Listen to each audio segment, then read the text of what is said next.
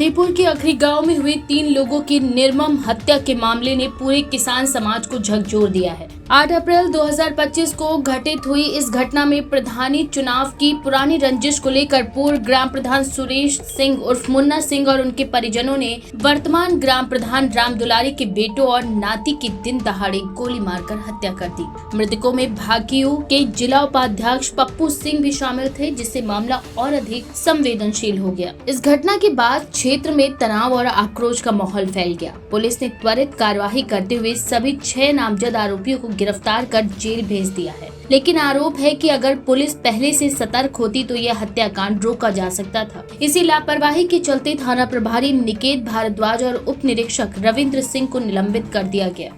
इस हत्याकांड के विरोध में किसान संगठनों की सक्रियता बढ़ गई है। सोमवार को भारतीय किसान यूनियन के राष्ट्रीय अध्यक्ष राजेश सिंह चौहान ने फतेहपुर पहुंचकर पीड़ित परिवार से मुलाकात की और एक प्रेस कॉन्फ्रेंस कर मामले की सीबीआई जांच कराने की मांग रखते हुए अन्य कई बातें कही।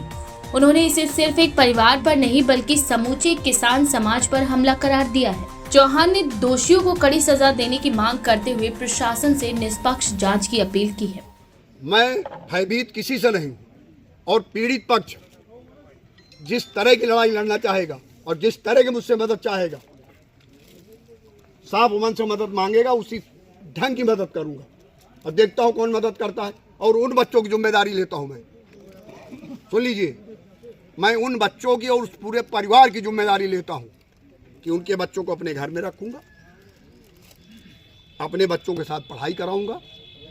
उनको हमारे ऊपर विश्वास होना चाहिए। और पीछे जाओगे तो मेरा प्रधान बनाया हुआ था। सारी घटना मालूम की ना आपने, मालूम है ना? पहले आप ही के संगठन में थे। और देखिए, वक्त नहीं कुछ चीज खोलने का, वक्त नहीं है। मैं भी छत्री हूं। अभद्र टिप्पणी अगर आपको बुरी लगेगी तो मुझे भी बुरी लगेगी। मैं भी मानव जीवन जीता हूँ। समाज सेवा का मतलब नहीं कि मेरा मान सम्मान नहीं है। समाज सेवा का मतलब ये नहीं कि मेरा मान सम्मान नहीं। मंचों से मुझे गाली दी जाए और ताली पीटी जाए और छोड़ने की रीजन भी नहीं बताऊंगा। इससे पहले भाकियू के राष्ट्रीय प्रवक्ता राकेश टिकैत और भाजपा सांसद साध्वी निरंजन ज्योति भी पीड़ित परिवार से मुलाकात कर चुकी हैं। इन नेताओं ने न सिर्फ गवाहों की सुरक्षा की मांग की है, बल्कि पीड़ित परिवार को उचित मुआवजा और बच्चों की शिक्षा की व्यवस्था सुनिश्चित करने की भी अपील की है। कई किसान नेता जैसे अजय, रंजीत यादव, धर्मेंद्र सिंह आदि भी इस मुद्दे पर एकजुट नजर आए।